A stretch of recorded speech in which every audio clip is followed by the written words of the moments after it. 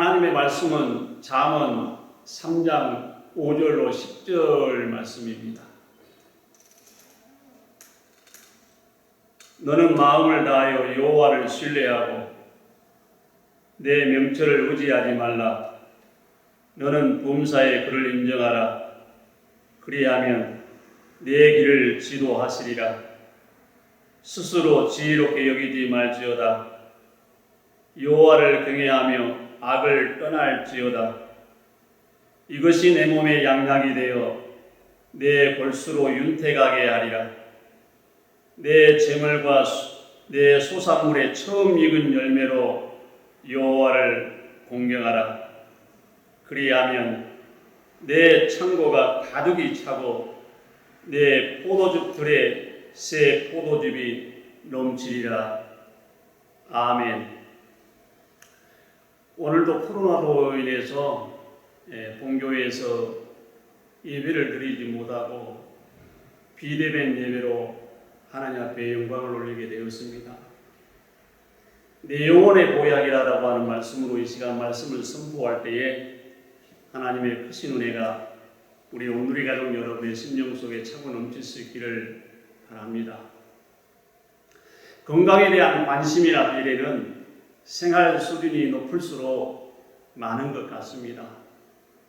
가난한 사람들은 당장 먹고 사는 것이 어렵기 때문에 보신이나 영양 쪽에 신경을 쓸 겨를이 없습니다.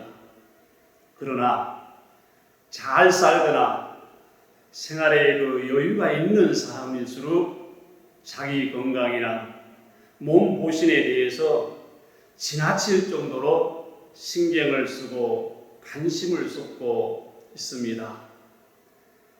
그래서 잘 사는 나라일수록 건강식품이나 자연식품이 인기가 있고 또 그런 것을 많이 개발하고 있습니다.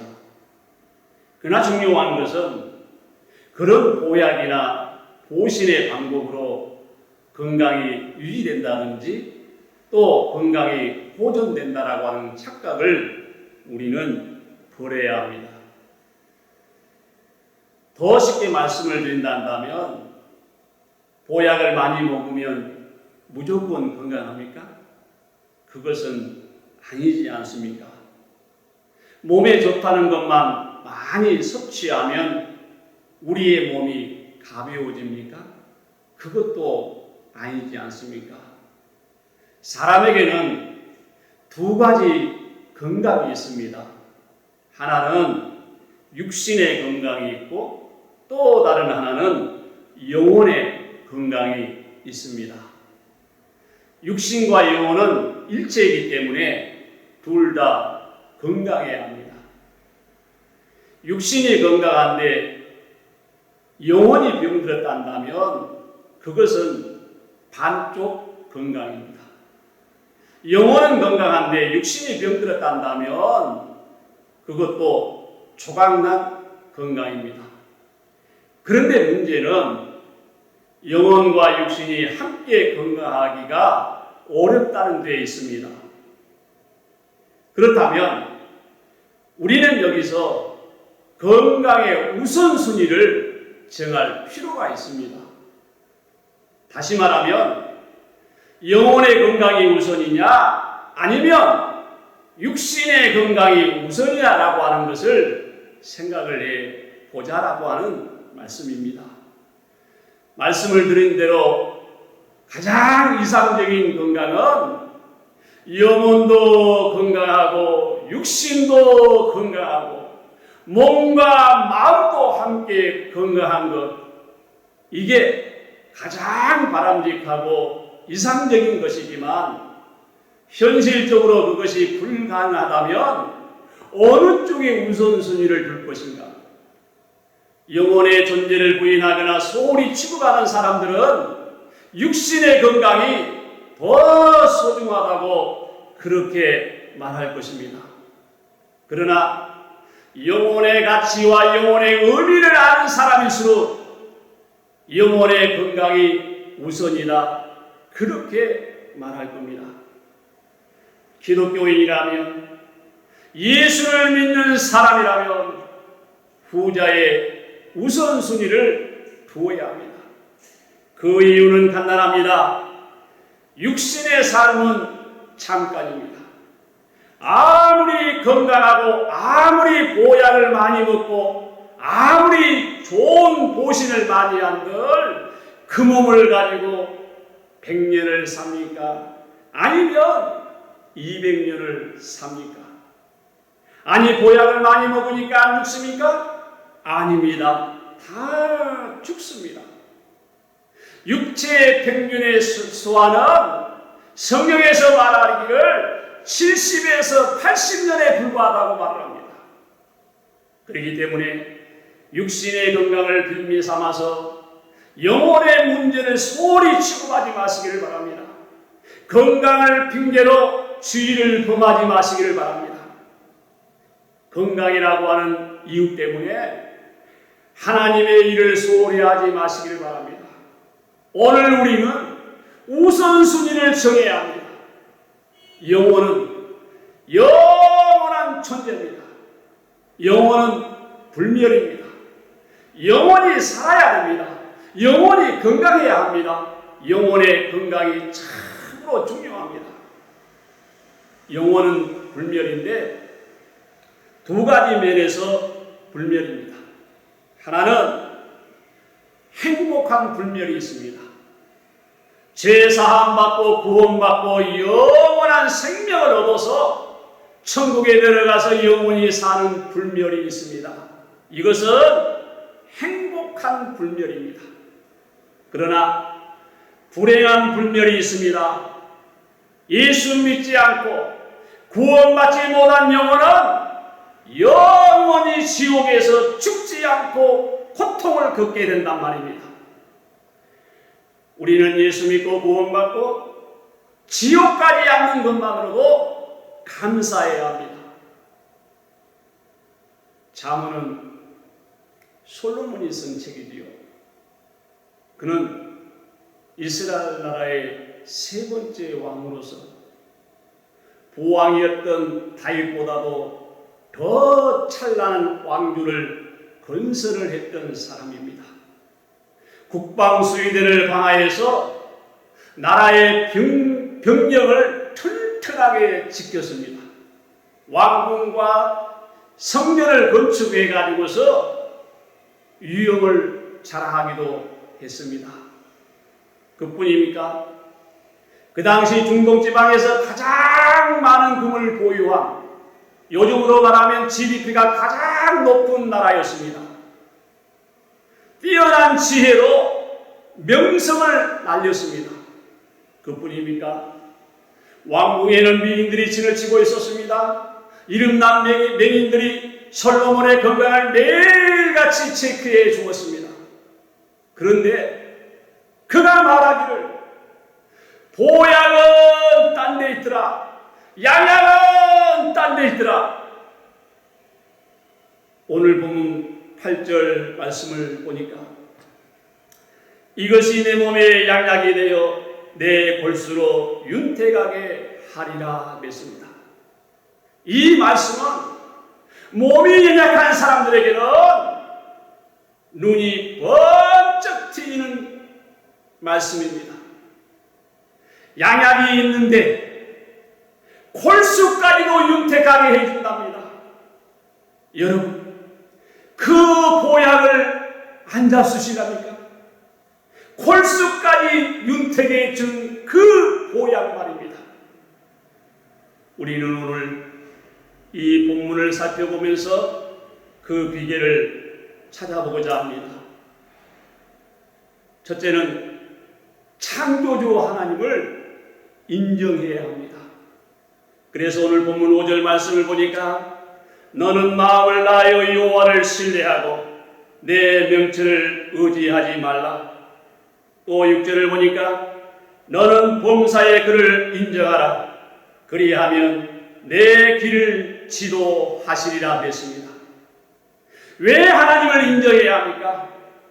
그것은 창조하신 주님이기 때문에 그렇습니다. 종은 주인을 인정해야 합니다.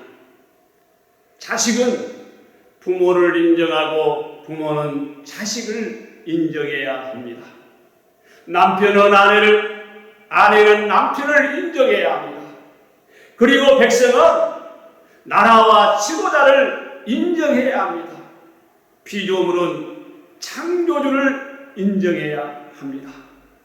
인정한다라고 하는 것은 신뢰와 신앙의 전제 조건입니다.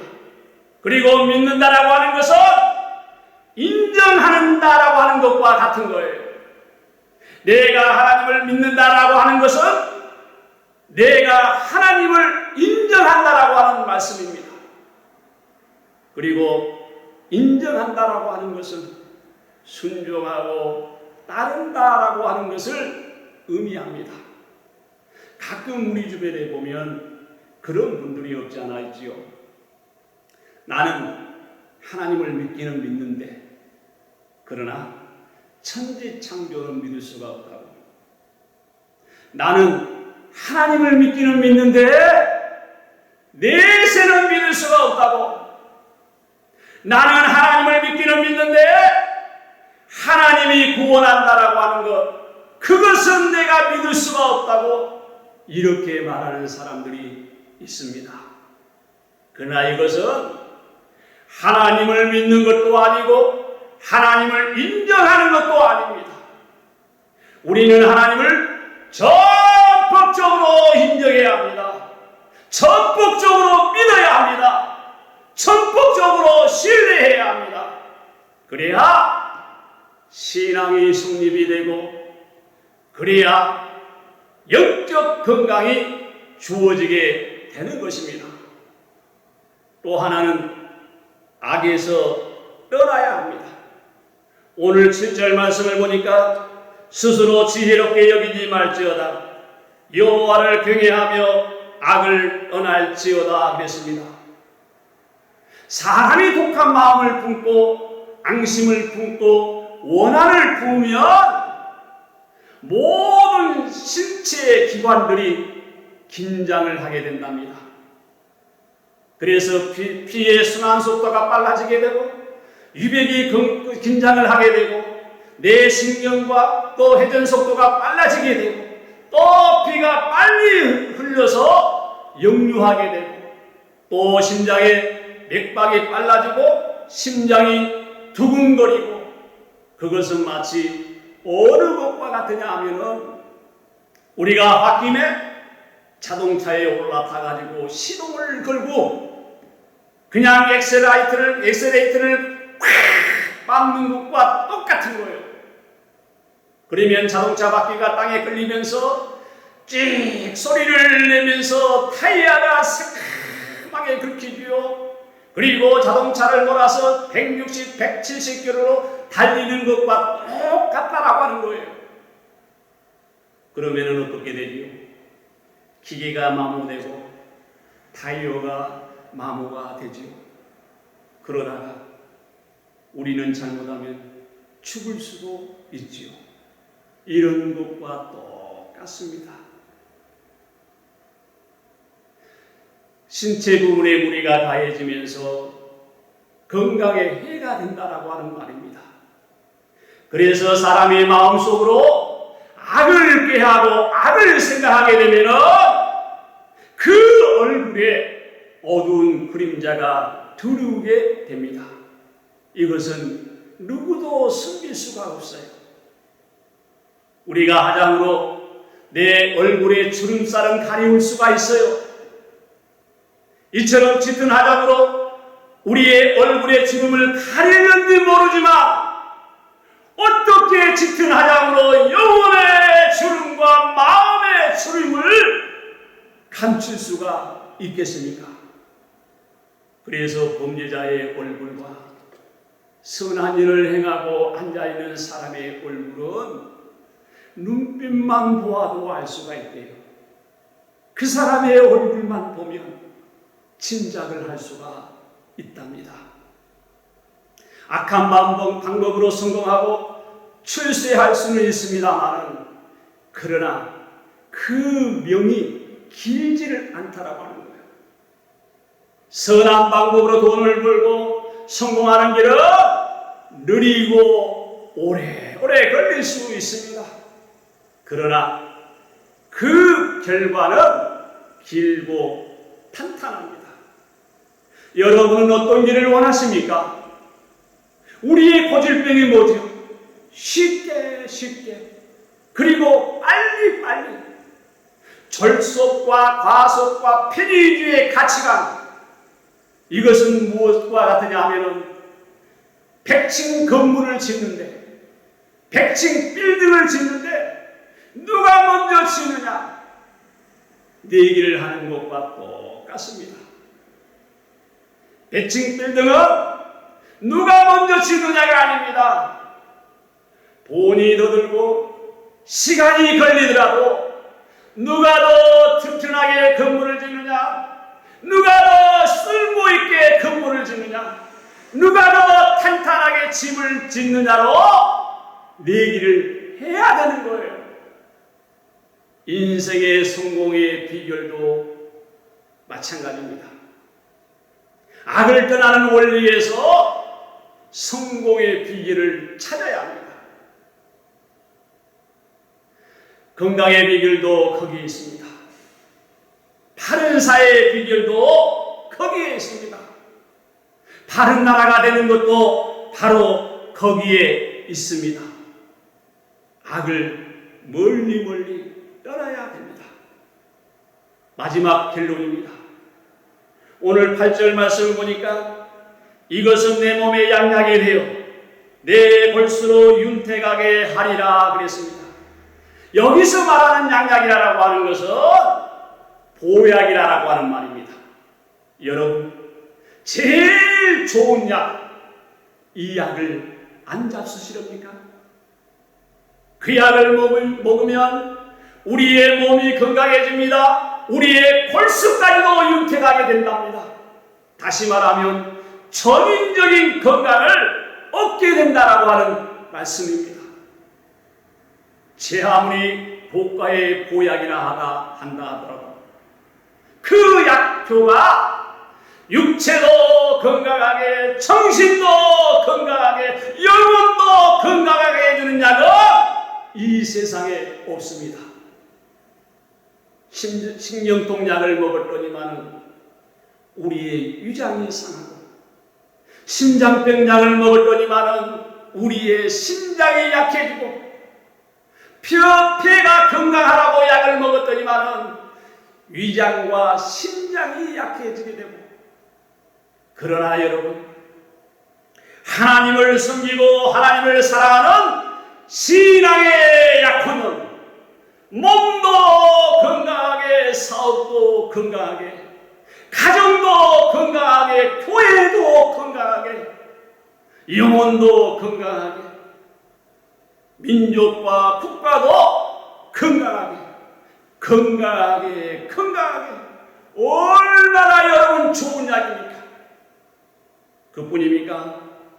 오늘 9절 말씀을 보니까 내 재물과 내 소산물의 처음 익은 열매로 여호와를 공경하라. 그리고 10절 말씀을 보니까 그리하면 내 창고가 가득히 차고 내 포도즙 틀에 새 포도즙이 넘치리라 그랬습니다. 사업도 인생도 잘 된다는 말씀입니다. 하나님이 주신 양약을 먹는 사람만이 그것이 가능하다라고 하는 거예요. 일반적으로 그 돈을 많이 번 사람들 공통된 비결이 있다고 합니다. 하나는, 돈을 많이 번 사람들은 첫째는 부지런히 일을 한답니다. 그리고 근검절약합니다. 또 하나는 때를 잘 만났습니다. 가령 일본이 우리나라 전쟁 덕분에 부자 나라가 되었습니다. 또 하나는 사람을 잘 만났습니다. 운이 좋았다. 그렇게들 얘기를 하죠.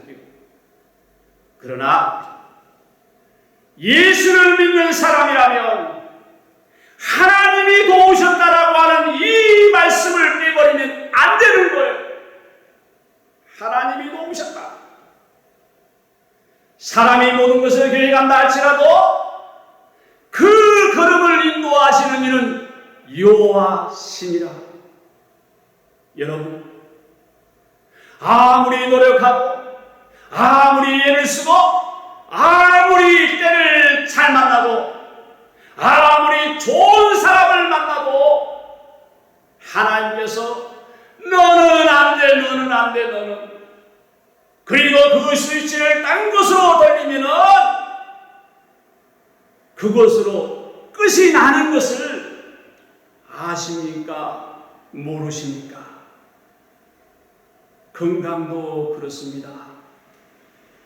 내 노력과 내 수고로 건강을 유지할 수는 있습니다.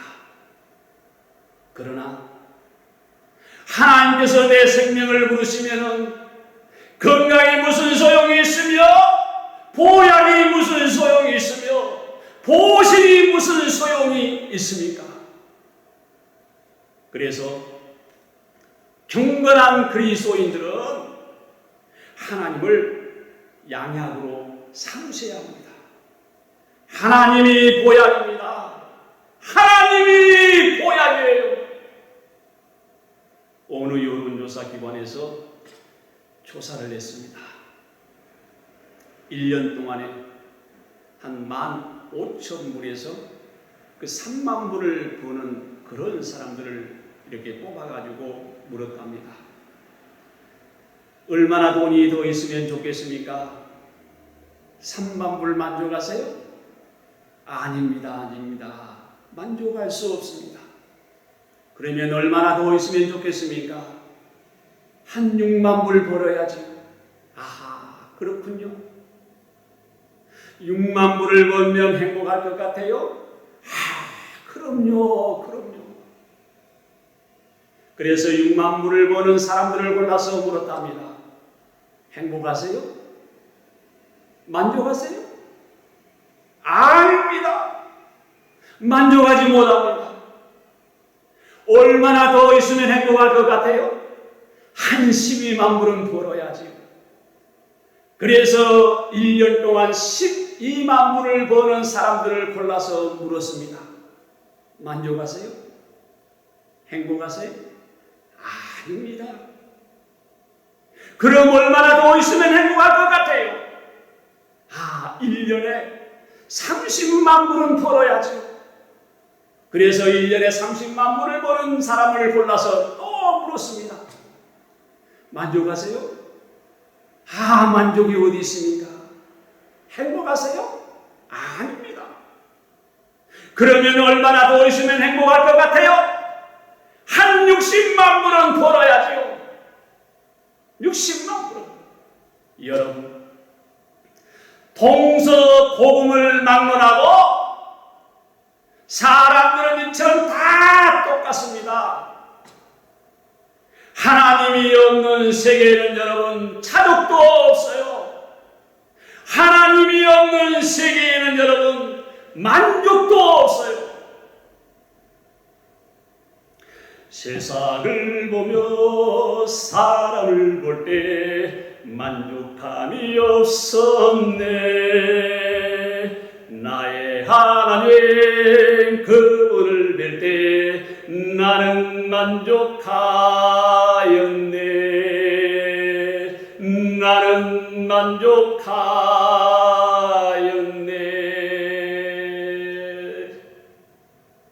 세상을 보고 사람을 볼 때에는 만족감이 없지만 하나님을 바라보면 만족감이 있습니다. 감사가 있습니다. 은혜가 있습니다.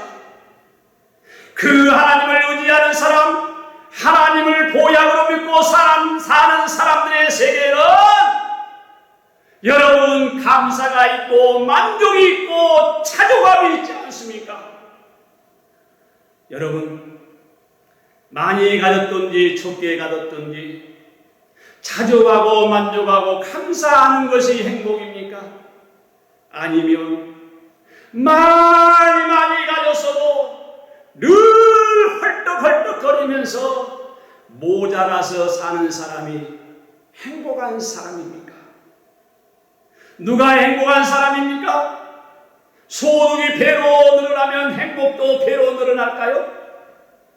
GNP가 3만 불이 되면 우리의 행복도 3만 불이 될까요? 아닙니다. 아닙니다. 그러지는 않습니다.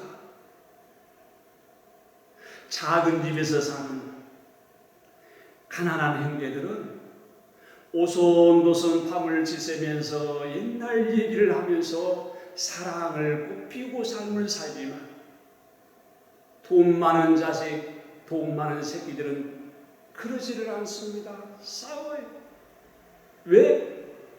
서로 돈을 많이 차지하려고, 서로 많은 재산을 차지하려고 늘 싸워요.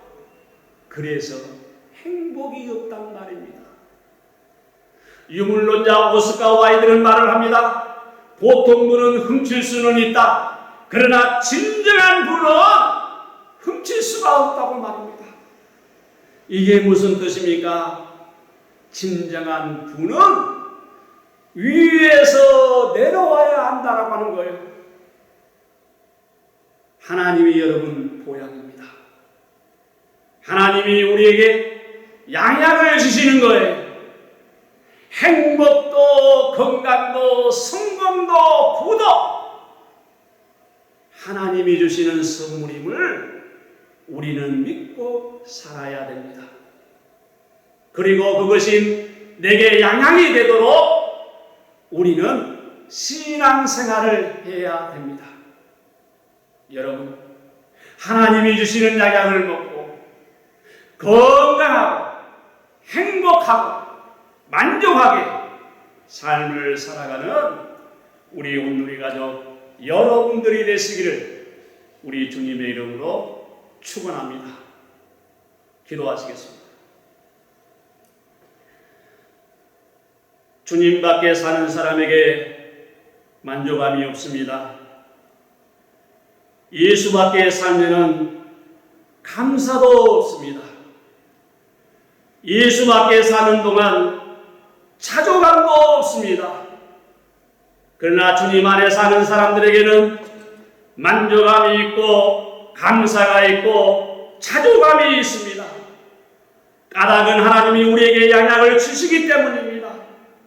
오 주님, 이 사실 때문에 감사하고 이 사실 때문에 감격하는 하나님의 자녀들이 다 되게 하여 주옵소서. 주 안에서 감사하고 주 안에서 만족하고 주 안에서 행복하고 주 안에서 번영하는 주님의 권속들이 다 되게 하여 주옵소서. 예수님의 이름으로 기도하옵나이다. 아멘.